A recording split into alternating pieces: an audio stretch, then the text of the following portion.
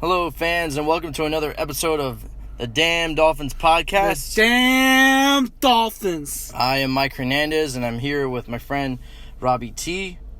And we're going to talk some football. We're going to talk about the coaching. We're going to touch on the Dolphins coaching moves real quick. And we're going to get into the AFC and NFC championship talk. And we're going to talk about some other things in recent news, like Eli Manning retiring and Zach Thomas becoming a Hall of Fame finalist. So, Yay. Starting off, the Dolphins do a handful, maybe 7 or 8 coaching moves. They hire new OC Chan Gailey, and he brings in a new O-line coach and Steve Marshall from the Jets, and a QB coach, Robbie Brown, who also worked for Chan Gailey on the Jets back in the day.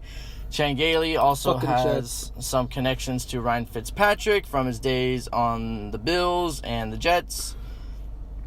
And I don't know. I'm not really confident about it because, we got rid of a bunch of Patriots coaches for a couple Jets coaches, and that just doesn't seem in the moves for the right direction. And it's just I didn't really see anything wrong with our coaching staff in the first place, but Brian Flores knows more than I do, and I don't know. I just don't feel confident, man. The Patriots, getting rid of Patriots coaches who come from a winning organization for a bunch of Jets coaches just doesn't excite me in any way. I mean, especially knowing the Jets' history and their culture and their organization through the years, it's just headline after headline of dysfunction. And to be honest, man, I really like Chad O'Shea as the OC. People would say that his offense is really complicated and it didn't touch well with the players, but I would argue that Ryan Fitzpatrick had a great season carrying the offense. Ryan Fitzpatrick's one of the smartest quarterbacks in the league, bro. Might be the smartest quarterback in the league. That's true. I mean, I don't know about the smartest quarterback in the league, but I agree he's really, really smart. We've seen Devontae Parker have his best season under O'Shea. We saw a rookie in Preston Williams become a starter and make plays until he got hurt. We saw Mike Gesicki flourish and have some growth and playmaking ability. Actually playing as a wide receiver and a receiving tight end, which is his strengths compared to what Adam Gase wanted to do and just have him block the entire time, which he's not good at all. Fucking Adam Gase. Fuck Adam Gase. Yeah, he's a bad coach. Fuck him. And Ryan Fitzpatrick just really looked in tune with the offense. They all did. And, apparently it's... the offense was too complicated, and Flores, one of the reasons why he hired Chan Gailey was because he's a good teacher and a good communicator. And I don't know if that has anything to do with Josh Rosen trying to get him groomed. But, all these moves, especially the positional coaching moves, they're all question marks now. It looked like we had something steady heading forward and turning in the right direction, and now it's kind of all changed up. And now we got to wait another year to see if all these moves work out and all these moves are in the right direction. But what I don't understand is that if Chan Gailey was Flores' guy and Flores wanted him, Chan Gailey's been retired for the last 3 years, sitting on the couch doing nothing. So why didn't Flores last year bring in Fitzpatrick and all that? Why didn't he just grab Chan Gailey at the time when Chan Gailey wasn't doing anything? That's what I don't understand. Chan Gailey was there the entire time. So why didn't he just go out and get him? Maybe the money is just better now, bro. A lot of these coaches, they're motivated by money, dude. Yeah, I get it. But, hiring 2 positional coaches that came out of high school doesn't really bode well for my confidence either. Look, I've said this multiple times, figuratively and literally, that it does not matter who our coaches are. We can have Bill Belichick as our head coach, Pete Carroll as our defensive coordinator, and Andy Reid as our offensive coordinator. It does not matter because you need the fucking quarterback. That's what wins Super Bowls. That's what wins games, quarterbacks. Yes, but coaching matters, dude. Like, this is football. Like, there's so many moving parts. That's why there's 53 players. That's why there's a dozen coaches. That's why they have meeting after meeting throughout the week and study game film. Like, it's bigger than just the quarterback. The quarterback's the most important position. I got it. But you can't say that coaching doesn't matter. Because if coaching didn't matter, then Jeff Fisher would still be coaching the Rams. Jeff Fisher there wouldn't be a dozen positional coaches on the sideline during games. Jeff Fisher made the Super Bowl because of Steve McNair, who was a hell of a quarterback during his time. Freaking Gary Kubiak won a Super Bowl with freaking Peyton Manning on one leg. Coaching matters, dude. Coaching matters. You think Alex Smith is going to have his success if Andy Reid wasn't the coach? Andy Reid is about to win his first Super Bowl because he finally got the guy to get him over the hump. No, what about Adam Gase? Should have just kept Adam Gase. Adam Gase can go fuck himself. Yeah, because he's a bad coach. Yes, I agree. I never wanted Adam. But that's the thing. You act like I don't want any coach or anything like that. No, but you say you always say that coaching doesn't matter. Or it doesn't matter as much. But it doesn't matter coaching as much. Matters, dude. It matters. It matters. But what would you rather have? A good-ass head coach or the best fucking quarterback in the league? Probably quarterback. Exactly. There you go. You just proved my point. I'd still want a good head coach. There are good head coaches out there. I love Flores. I think he's been the best head coach we've had in forever. It seemed that way. It feels that way, right? It did until he made all those coaching moves. But now it's just like... I trust Flores, man. I don't know. I have a question mark now because there's all these coaching moves that I don't necessarily see why we needed it. Because I thought Chad O'Shea was doing a good job. I mean, Chad O'Shea.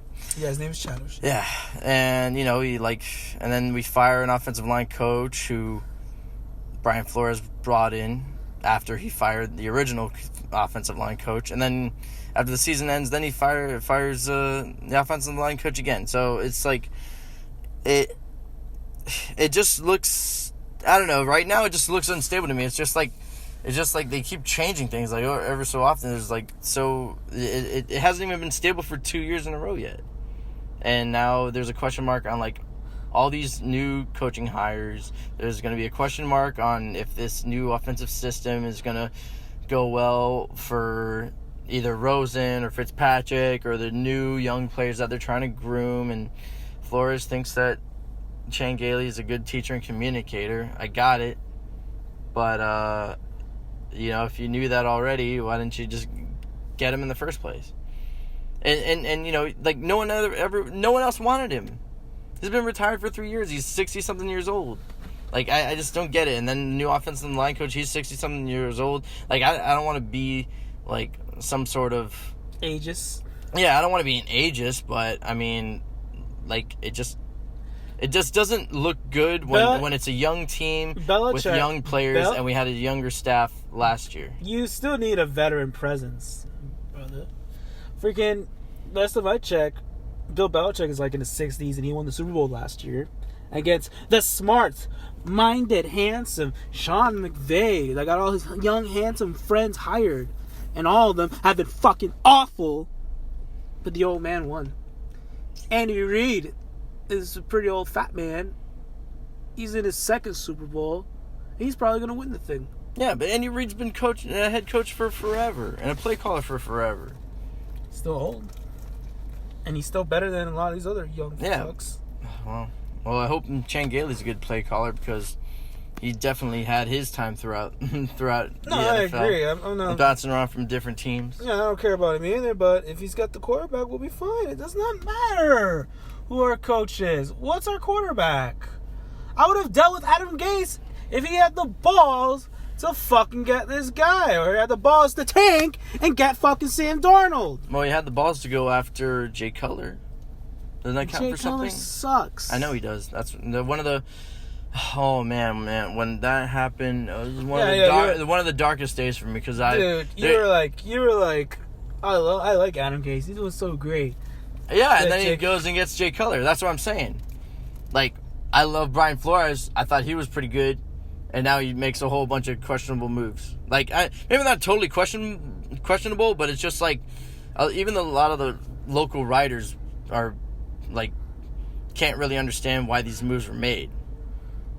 You know what I mean? Like, it's just one of those things where Dolphins coaches from year 1 to year 2 just, all of a sudden things look good, and then all of a sudden crazy moves are made that make you question, like, what the heck's happening here? In Flores we trust, my friend. In Flores we trust. And you say that now. Don't you disrespect Brian Flores, please. Brian Flores is one of the greatest ever. All right, dude. All right, well, and then we have 2 new positional coaches that are coaching the defensive backs unit, and I think I want to say the linebackers unit. Where do I have now? One of them is Kurt Kuntz, who's going to be a defensive backs coach, and then Anthony Campanile is, I think, going to be a defensive assistant.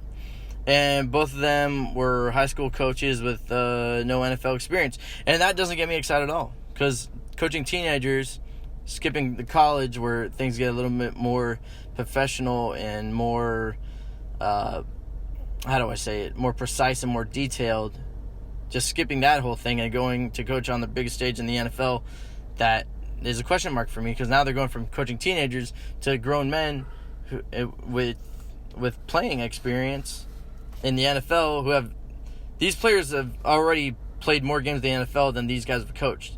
So why should these players even listen to the coaches, especially when things start going south in games? Maybe the coach. There's reason to believe. I believe this is a legit concern, that what happens if these positional coaches aren't coaching the right way, or maybe those positions are having a tough time in a couple games, and then all of a sudden those players start tuning those coaches out. I think that's a possibility to happen, especially when these guys have never coached a day in their lives in the NFL. It's just a head scratching move to me. And I know the positional coaches, and a lot of people don't think it matters, but if things don't turn out right, people are going to be looking back on these moves and where it all started, and this could be the day that it all starts. And then if we get Tua, and he ends up being one of the greatest quarterbacks ever, no one's going to fucking matter, bro. These coaching hires don't fucking matter. First of all, most people don't even know who their fucking positional coaches are for their respective teams they root for. They care about your head coach, your DC, your OC, and who the fucking quarterback is. And that's what matters, my friend. Please, Rob, please. You know I'm always right. No, you're not. Most of the time you are. But always. Most of the time I'm right, too. Never. It's a good 50-50. Never right. You're never right. You're more right with certain things over me. I still love you. That's why you're on the show. But I'm not saying these moves aren't going to work out. I'm just saying it, like, if I'm doing, like, the odds and the percentages and just leaning one way or the other, like, it just, I don't feel excited about these moves. Fair enough. Like, I just don't. Fair enough. So, I mean, I hope they do. I'm a Dolphins fan. I want the Dolphins to win. But of course. But then I've also seen a lot of dysfunction and stupid decisions made by the Dolphins, too, over the years. So, who knows? AFC Championship and the NFC Championship. Titans get whooped by the Chiefs in Arrowhead Stadium. And the Titans, they start off strong in that game, getting a multi-score lead, coming out real strong, and just playing some good football real quick. Ryan Tannehill made some early plays in that game. But then, towards the end of the first half, Patrick Mahomes starts doing his thing. It takes the lead right back with a couple touchdowns before the first half ends. And then they just take care of business in the second half. Key factor here was that the Kansas City Chiefs got their defensive tackle Chris Jones back in this game, who plugged up the middle, slowed down the run game. I think Derrick Henry only ran for like 70 yards or so. I predicted this game was going to happen. Yep. I kept saying this is exactly what this game was going to happen. I think Kansas City was going to stop Derrick Henry, and that's what you got to do. You have to stop Derrick Henry and make Tannehill beat you, because Tannehill can't beat anybody. He barely beat him. I wouldn't be surprised he couldn't even beat himself. Yep, and that's why in that fourth quarter, when Tannehill had four drives to like get the team back in the game. You couldn't do anything except for on one drive after like a fake punt that got him on the other side of the field, and he just had had to just complete a couple big throws for like one touchdown. But before and after that, like if it wasn't for that fake punt, the Titans would have had 0 drives for 0 points in that entire fourth quarter. And I kept telling people that. People would pull out these, like, Tannehill's, like, so good in the fourth quarter, blah, blah, blah, blah, blah. I'm like, dude, like, I don't know where they got this stuff from about his comebacks in the fourth quarter and stuff. But, like, I'm like, maybe statistically it's that. But I don't know. I really go by what my eyes tell me and what I've watched about Tannehill his entire career. Like, dude, Tannehill ain't clutch. He's not picking anybody apart. And I'm not scared of Tannehill. Like, man, I'll stop the run and have Tannehill beat me with his arm. And I'll tell exactly. You know, I'll go down on that shit like every single time. Look, Derrick Henry ran for 180 yards in 3 consecutive games. There is no way he's going to do it a fourth time. No human being can pull that off, bro. That's just too physically demanding. Even for a ridiculously freak of an athlete, Derrick Henry is. Mm-hmm. That's just too demanding. He was going to get slowed up. He was going to be stopped. And Tannehill's just...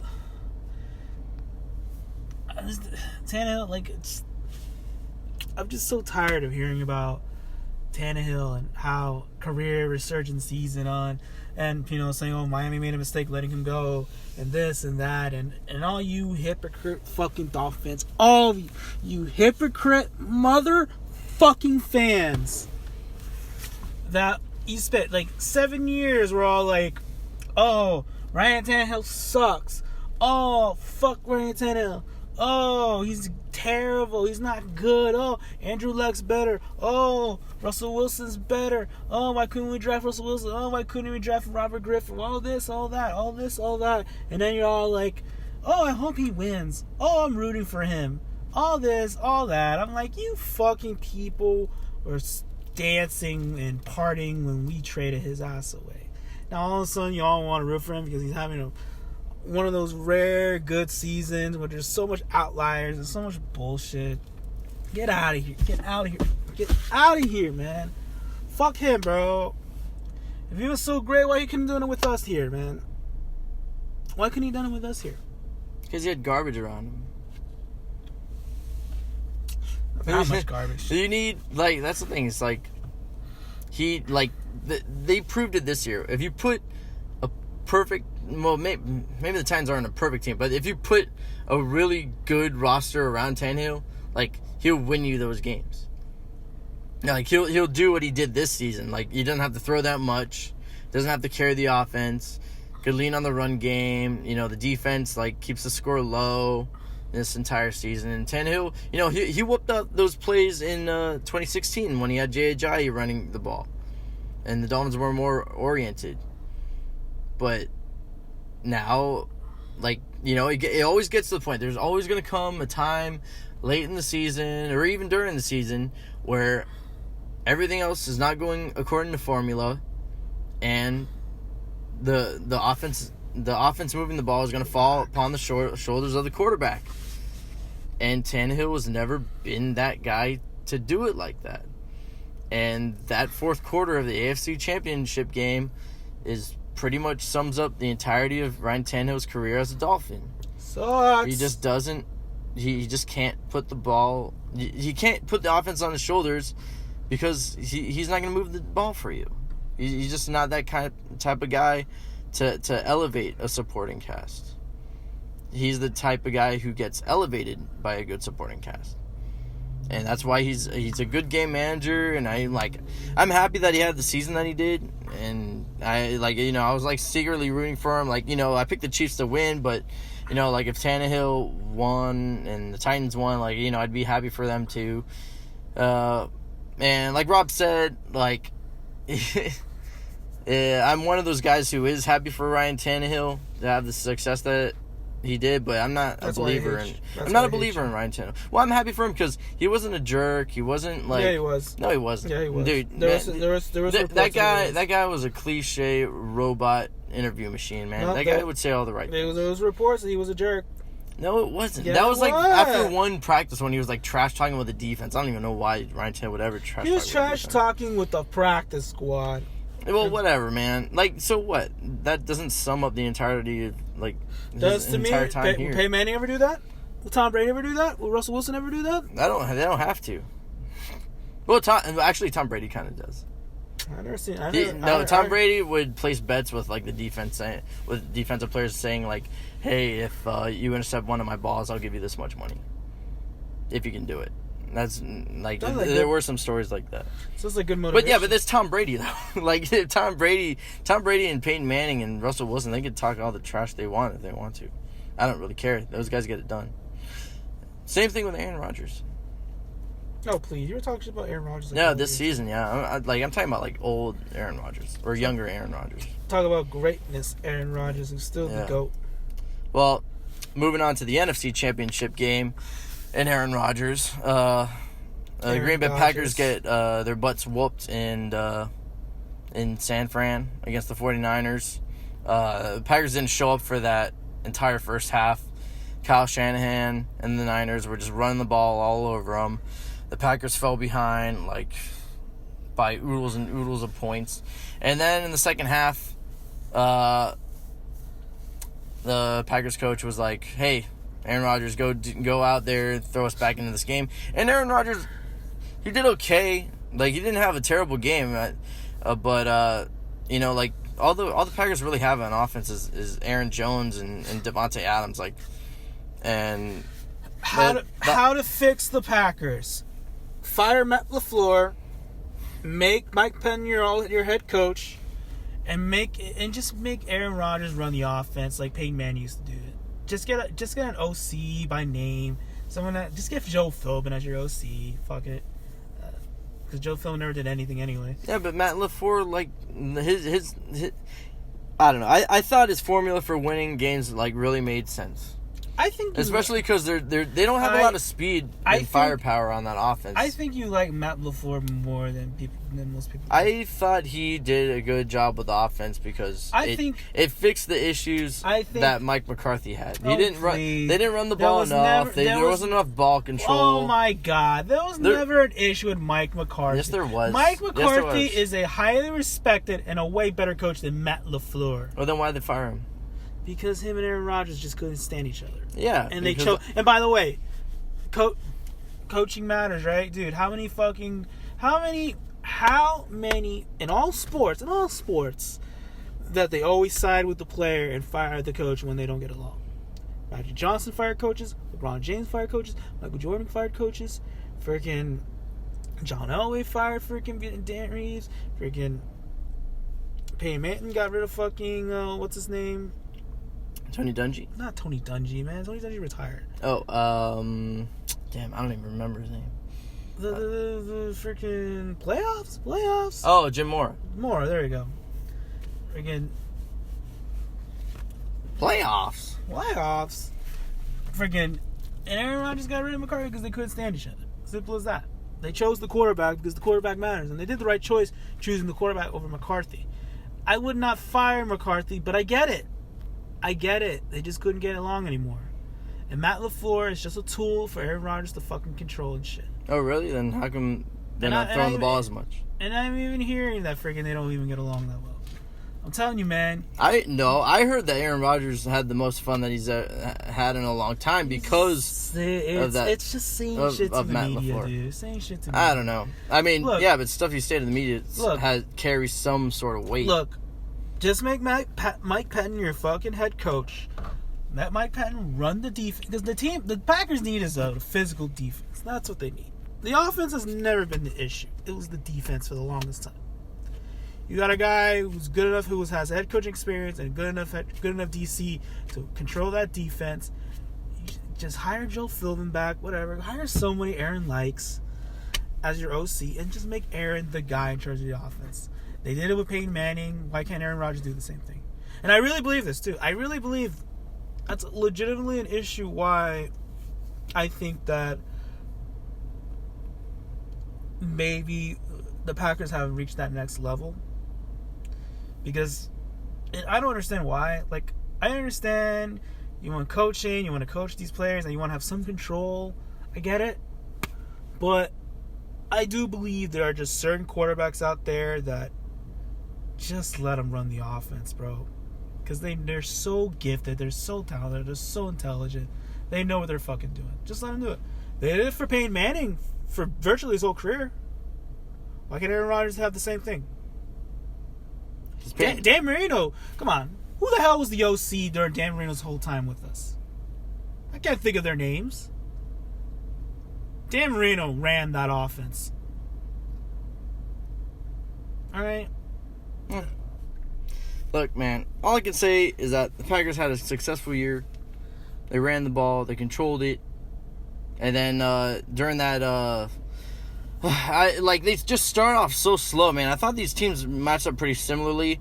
Aaron Rodgers, I think he could elevate the offense even now. Like, he didn't have the best season this year, but I still trusted him more than Garoppolo. I thought each team kind of had the ability to stuff each other's run, and then I thought it would be kind of like a little bit of a quarterback duel. I thought it would be like a relatively low-scoring game, but I thought Jimmy G and Aaron Rodgers would go a little bit more head-to-head in it.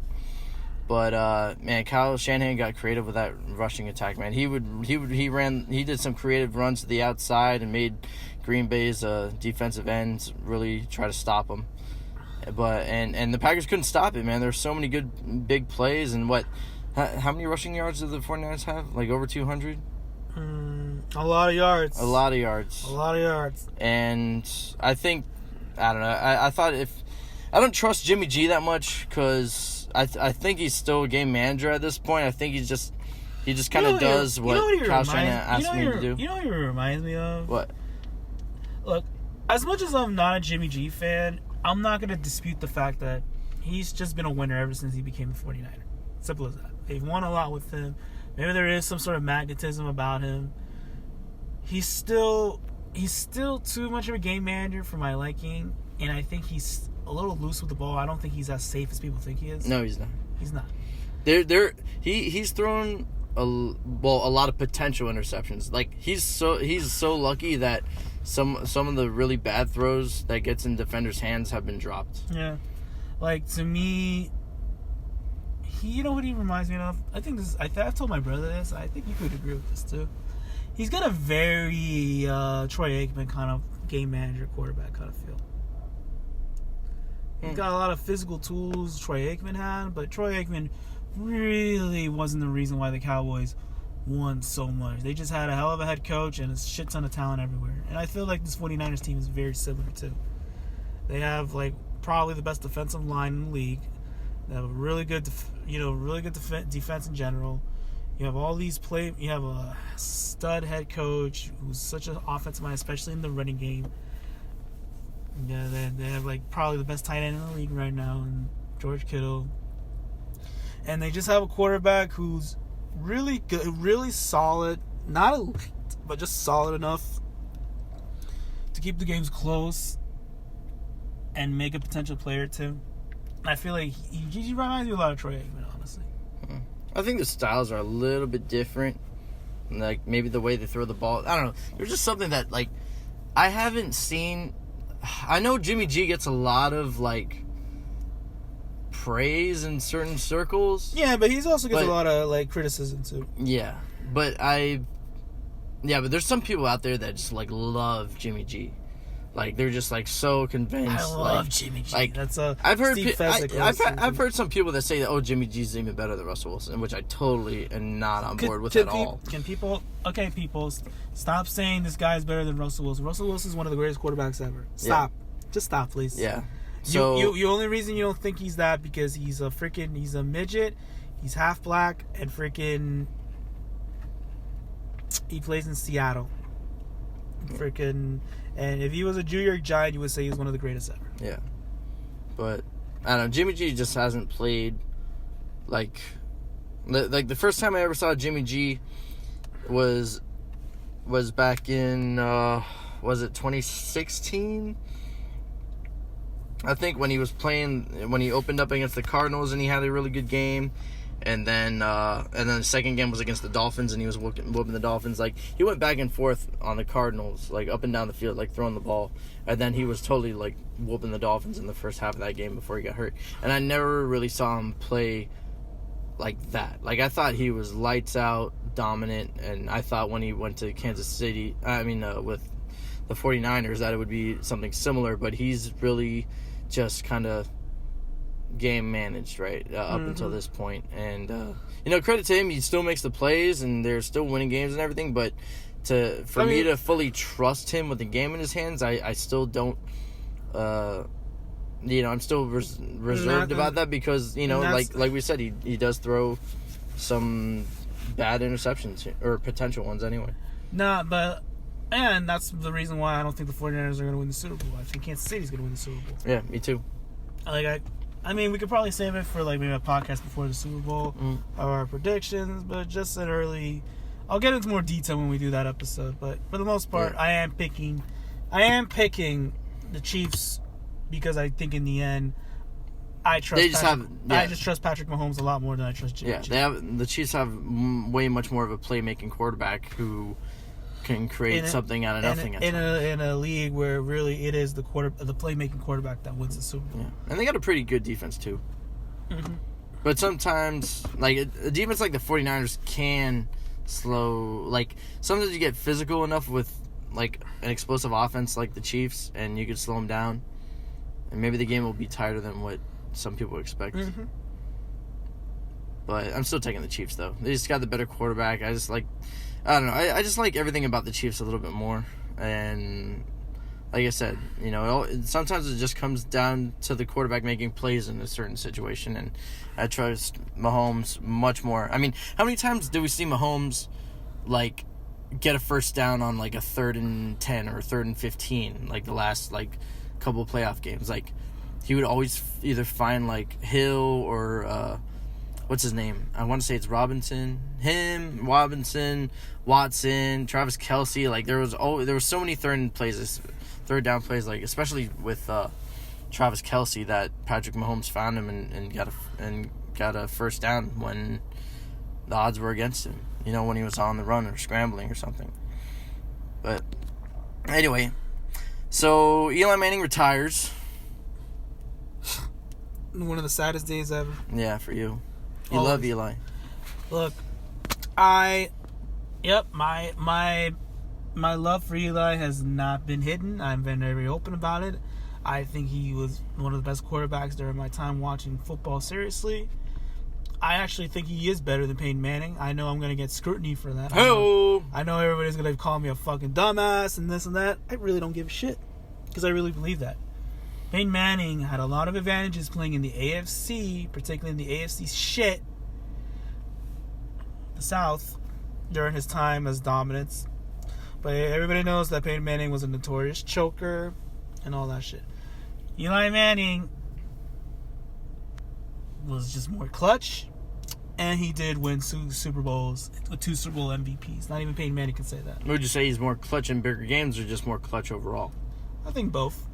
But definitely in bigger games. I would say, yeah. I would lean towards Eli being a little bit more clutch in bigger games, especially in the Super Bowls. Because I think Peyton Manning was a fantastic regular season quarterback, but yeah, you're right. Like, in his postseason run, and I know people are gonna use arguments like, "Oh, Manning now is just good as this," and I'm like, dude, this is a guy who was one and done on a lot of top seed and second seed teams. So, he had teams that were like supposed to make a run, not some 6-seeded wild card shit where he snuck in or something and like he kind of got bounced by a team that's just better in the end. No, he had a lot of great teams that should have won more but never did. And and Peyton Manning, that was a lot of gift on Peyton Manning, even coming out of college, where you question, can he win the big games and stuff like that. Yeah, he won big games, but he lost a lot of them too. Eli Manning just won big games. And he didn't beat a bunch of bad teams. Remember, this is a guy who, he literally beat a team that almost went undefeated. Just remember that. New England was just a 1-game win of creating the biggest history, which would have catapulted. Imagine what our timeline would be like if New England won that Super Bowl and they would have the perfect team. Mm-hmm. imagine the legacy of everybody involved in that team. That was the day I became like a little bit of a Giants fan, but definitely more of an Eli fan. Hell yeah. And all Dolphins fans should appreciate Eli Manning for what he did in that Super Bowl, because he brought down a monster of a New England team. They had a really good defense.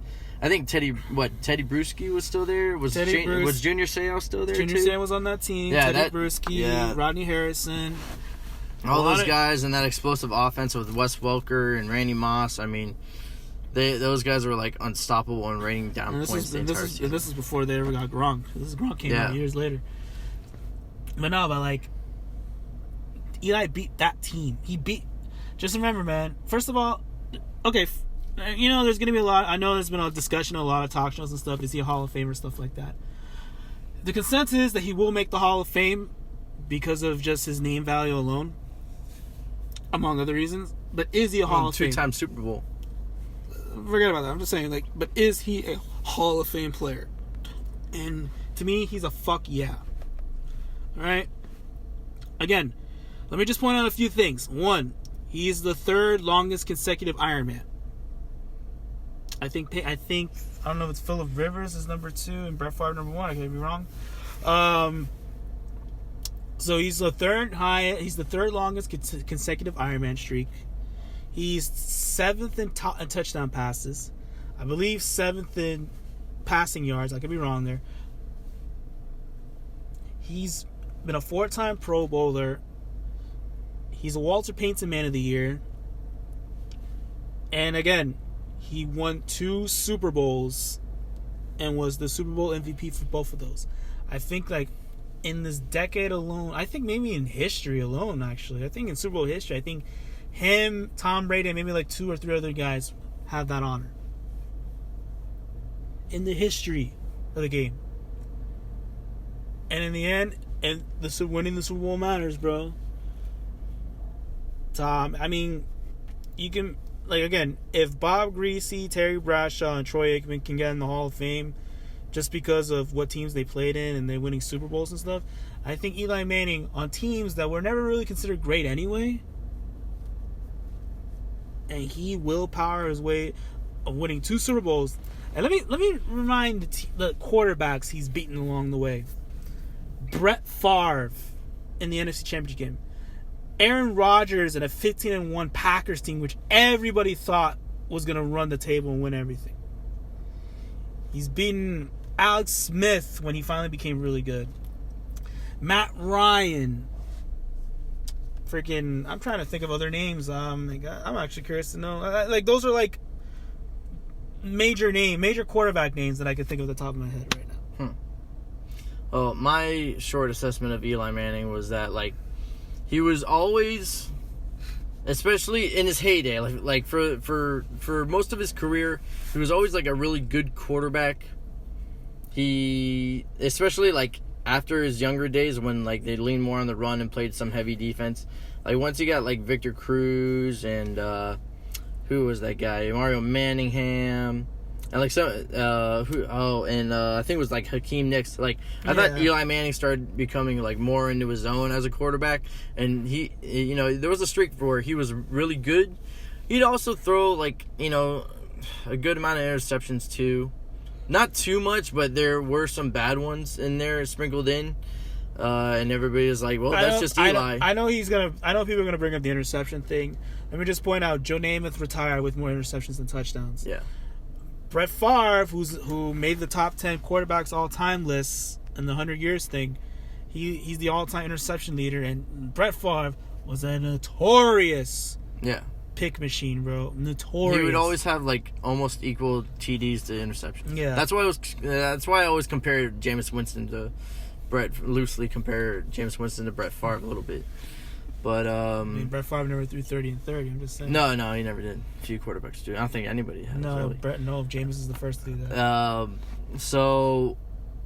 But Eli.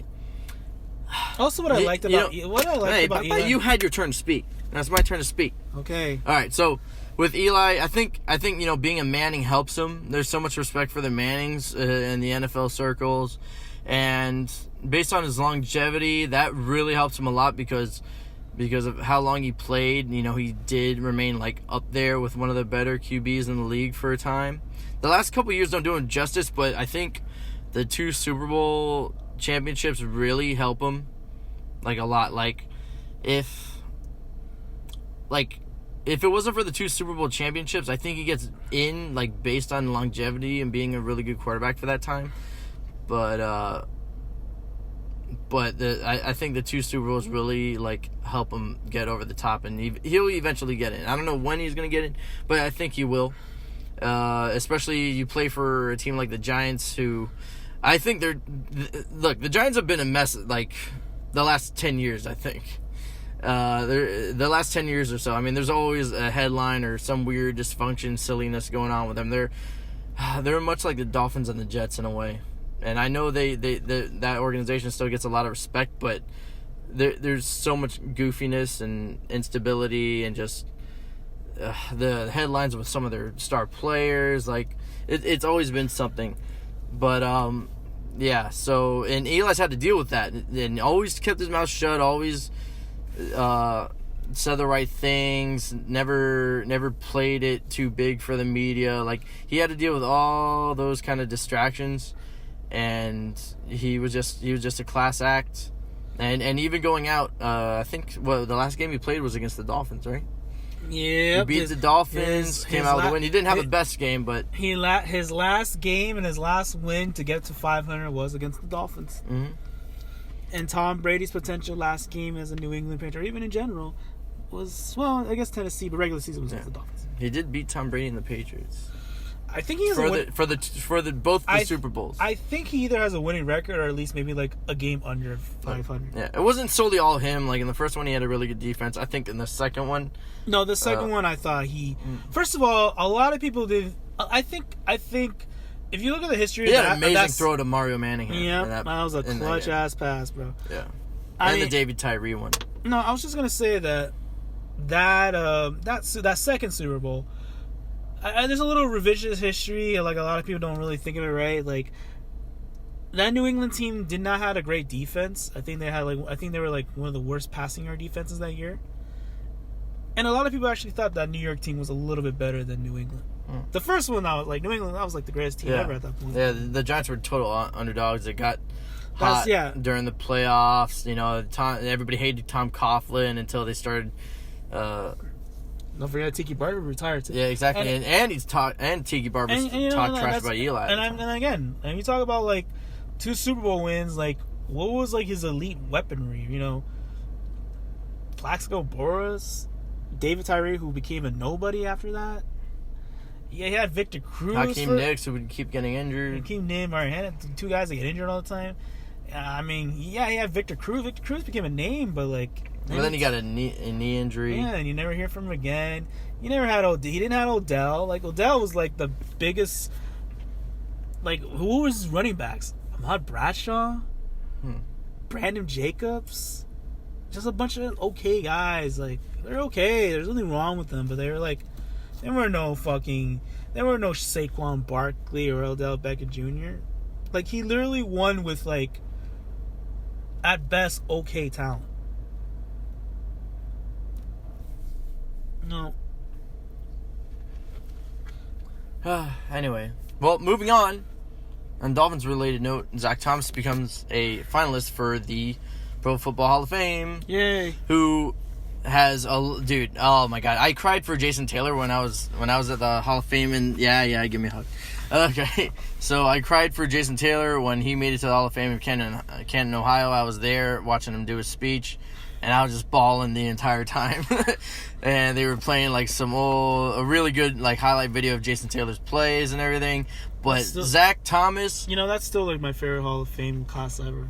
Really? Yeah, because 1, it had Jason Taylor. 2, it had Kurt Warner. They had a kicker. And I always liked Jerry Jones. I always respected Jerry Jones, when Jerry Jones was doing his speech, I stayed in tune the entire time. There's something about Jerry Jones. I could just listen to him talk all day long. That guy's got people skills like hell. Yeah, I don't know if it's a Southern accent thing or think, sort of southern charm or whatever it is, but I could listen to that guy talk. I think Terrell Davis. I think Terrell Davis was also in that class too, and I've always thought he should have been a Hall of Famer a long time ago. I'm sorry, but go on. Okay, yeah, but personally, Zach Thomas is my favorite Dolphins player of all time ever since I started watching the Dolphins. I started watching the Dolphins like post-Marino era. Yeah. Like back in 2000, and Zach Thomas and that defense was something that I always remember as a kid because we didn't really have any offense at the time. Like maybe Jay Fiedler made some plays here and there, but Zach Thomas was the leader of that defense. He was a fiery guy. He played bigger than his size. Everybody always talked about how, Zach Thomas is too small to play the position, blah, blah, blah. That guy hit like a tank. That guy would intercept the ball. That guy would come through the offensive line on a blitz. That guy would sniff out running plays and screens like it was like nobody's business. People feared him. Like there's some stories where, what's the guy's name? The bus. Jerome Bettis. They said that one writer or one analyst back in the day said that he never saw Jerome Bettis go backwards until Zach Thomas came flying out of nowhere and hit him. I swear to God, I heard that story. I believe it. That guy would knock out so many people and make plays, and he's such a humble guy. Like outside the football field, like he would be so vocal and fiery on the football field. But when outside of football, once you went home, you never heard a peep from him. He was always classy, always represented the Dolphins in a great light, and he was just a tackling machine. I think he's got like most tackles in the NFL. I'm not good with statistics. He signed a 1-day contract to retire a Dolphin, and that was the oddest retirement conference ever because, he retired when Tony Sparano was the coach. And Jeff Ireland was the GM. Two guys, those are the guys who got rid of Zach Thomas. Yeah. So when he came back, it was a little weird, but Tony Sparano, the late, great Tony Sparano, I don't know how great, but the late Tony Sparano, he did give us a winning season, so, let's go easy on him. So did Adam Gase, but I still want him, gone forever. Yeah, well, Tony Sparano, actually, the players liked Tony a lot more than they liked Adam Gase. So Tony Sparano did say a few words during that retirement speech, and he said that, and Tony Sparano was on the Cowboys at the time, and the Cowboys played the Dolphins for a game, and one of the coaching points that Tony Sparano would tell his offensive line was like, hey, we got to make sure where Zach is on every play, because if not, he's going to make every single tackle on the field. So they try to come up with a plan to take Zach Thomas out of the game or block him out of the game or what have you. And the offensive line tells Tony Sparano, hey, man, your plan didn't work. Zach Thomas is calling out every single thing on the field. He knows exactly what we're doing, and we just can't stop him. And actually, I think that was the game where Zach Thomas got a couple of concussions in there. He said, I think after that game that season, Zach Thomas got on IR, and then he said he couldn't even remember that game. Holy shit. Yeah. So that just shows you how much of a trooper he is, and I always worry about Zach Thomas getting having issues later in his life with the concussions, because he did get a lot of them. And even when he went to the Cowboys after the Dolphins got rid of him, I was getting really excited because I started watching the Cowboys game, and my brother's like, "Why are you getting so excited to watch a linebacker on the field?" And I'm like, "Dude, just watch." And Zach Thomas. The Cowboys handed off the ball, and Zach Thomas went flying through the line and tackled whoever the heck the running back was on that play. So, I would literally watch games just to watch Zach Thomas. Like, that's how good he was. And I've never seen a player sniff out the ball like Zach Thomas did. And I miss him. I miss his plays. He played bigger than his size. He was the little engine that could and did. And I really hope he makes it to the Hall of Fame, because he definitely deserves it. He was one of the top 3 to 5. I would say he was a top 3 linebacker at his position during his era. Urlacher gets a lot of notoriety because he played in a bigger city like Chicago, and he played in a lot of playoffs games and the Super Bowl. But Zach maybe not be as big as Urlacher, but Zach was one hell of a player, dude. Oh, yeah, I completely. To me, it's him, Urlacher, and Ray Lewis. during that time. If you're talking about like during that 2000s to like the 2010s kind of run, yeah, definitely. Like those were definitely like the three best in that position. And Zach Thomas definitely should be a Hall of Famer. I think the only reason if he doesn't I know he's not a first ballot. I think is this his first year eligibility, or like his first year eligibility was like years ago, right? It's been a while. It's been a while. Like I think he retired in. You retired like what, 2000? I want to say no. 2008, right? 2010. 2010, I think. Right? 2010 maybe. Yeah, I think he will get in the Hall of Fame. I think he was just too good and too highly respected not to get in. I was honestly surprised Jason Taylor made first ballot, honestly, but I think a lot of that has to do with the fact that the difference between Jason Taylor and Zach Thomas was Jason Taylor was definitely a more nationally well-known player. And Jason Taylor likes being on TV too. Zach's too humble. He doesn't really want to do that. Yeah, Zach, the TV job was never really his thing. Jason Taylor, he was a good-looking dude. He was a pass rusher. Pass rushers tend to be more like a highlight kind of. A pass rusher, defensive end are definitely the highlight position in sports, especially for defensive players. Taylor also has he's got a little bit more personality. Yeah, like Zach's pretty chill and he's really nice and respectful, but he doesn't have this. Taylor just knows how to. Taylor is married to Zach Thomas' sister. Yeah, or was. I don't know. There's some sketchy details about that kind of thing. Yeah, and they also share the same birthday, too. That's interesting. I didn't know. They do. Yeah, they share the same birthday. No, but Zach... But those guys hated to lose. Yeah, of course. That's why I love Zach and I love there was Taylor ultra competitive players, dude, and they wanted to win and they wanted to be the best at their position. I think he'll make the Hall of Fame. Will he make it this year? I can't make any promises because I don't do that. I don't know anything. I don't know how that works. This Hall of Fame voting can be a little sketchy sometimes too. But he was one of the best in the position. He was one of the best defensive players during the turn of the century. He'll always be a fucking Dolphins legend, which matters a lot. Mm-hmm. I love Zach Thomas too. I'm maybe not as big a fan as he is, but that's just more like he's just more passionate about him than I was. But yeah, I hope he gets it. I think it makes the team look good. Like, another Hall of Famer player, maybe from us, I think that makes the Dolphins look good. And I think if you're one of the best in your position, you deserve it. Yes, I know Zach Thomas did not win a lot of playoff games, stuff like that. But I always say the same thing. You shouldn't evaluate other positions like those based on stuff like that, because especially a defensive player, like come on, like I hear this stuff with JJ Watt, like, how many playoff games did JJ Watt win? I'm just like, he's not a fucking quarterback, dude. He can't dictate that. That Dolphins defense did win games for the offense. Yeah, of course. Like plenty of them too. Yeah, of course. And they were one of the top-ranked defenses in the league for that time. Yeah. So I don't know. I don't know about now. He's at least, thank God, he's actually like a finalist. This is like the first time I've ever heard him becoming a finalist. So if he doesn't get in this year, I think it's only like a matter of time before he does. Because if he's a finalist now, I think there's already a really good chance of him getting in. I agree. I think he will. I think he will get in. Yeah.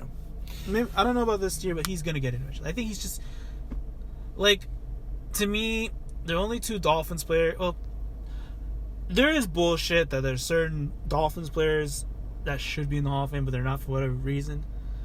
I still think Richmond Webb should be in the Hall of Fame. He was an offensive tackle. He was actually he was in Jason Taylor's induction. Mm-hmm. He should be in the Hall of Fame. Zach Thomas should be in the Hall of Fame.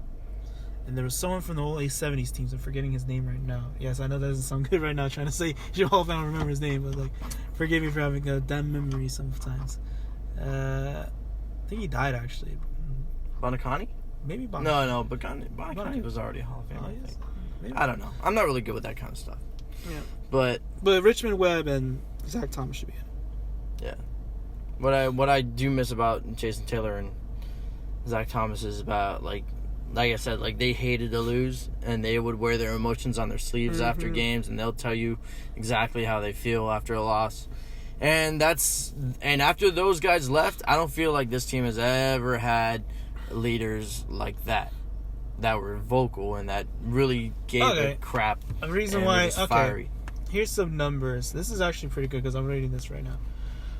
Zach Thomas had 1,727 tackles in his 13-year career. 12 with the Dolphins, 1 with the Dallas Cowboys. I didn't realize he played that long. I thought he had a shorter career for some reason. No. He also recorded 20.5 sacks, 16 forced fumbles, 8 fumbles recovered, and 17 interceptions with 4 touchdowns in 184 games. That's comparable to first ballot Hall of Famer inductee Brian Urlacher, who had 1,354 tackles. Which is almost like 400 less, loosely speaking. 41.5 sacks. Definitely had more sacks, so he was a little bit better pass rusher than 11 forced fumbles, 15 fumble recoveries. Not bad. With 2 touchdowns and 22 interceptions with 2 touchdowns in 182 games. So, in a way, it's more I guess Thomas played the position correctly better, while Urlacher was a better pass rusher linebacker, I guess you could say that. Yeah. I mean, but the numbers are still, like, fantastic. Like, you can't just, like, ignore the numbers. Yeah. And I think he'll get it. And, and there's so many different variables that happen game to game that maybe you just don't have an opportunity to make a play on or whatever. But, I mean, I don't know. Zach was there before Urlacher, so. Yeah. But, yeah, man. I don't know. Zach's going to get in, and I'm rooting for him. I'm going to cry like a baby watching his speech, I'm sure. Okay, so that about does it for our show. You want to say any last words, Robbie? Damn Dolphins. Yeah, damn the Dolphins, bro. I got nothing to say. They've really, like, I've really calmed down the past week, but when all this news about the coaching changes were happening, like, I really I really like blew a fuse, man. I wish we did a show at that time because I was really in my emotions at that point. But yeah, man, we're just gonna have to see what happens with the Dolphins with all these coaching moves if they change it, if they work out. So we'll see you on our next episode, and hopefully we'll have something for you guys then. Oh, yeah. All right. So, Damn Dolphins Podcast saying goodbye. Damn Dolphins. Damn Dolphins.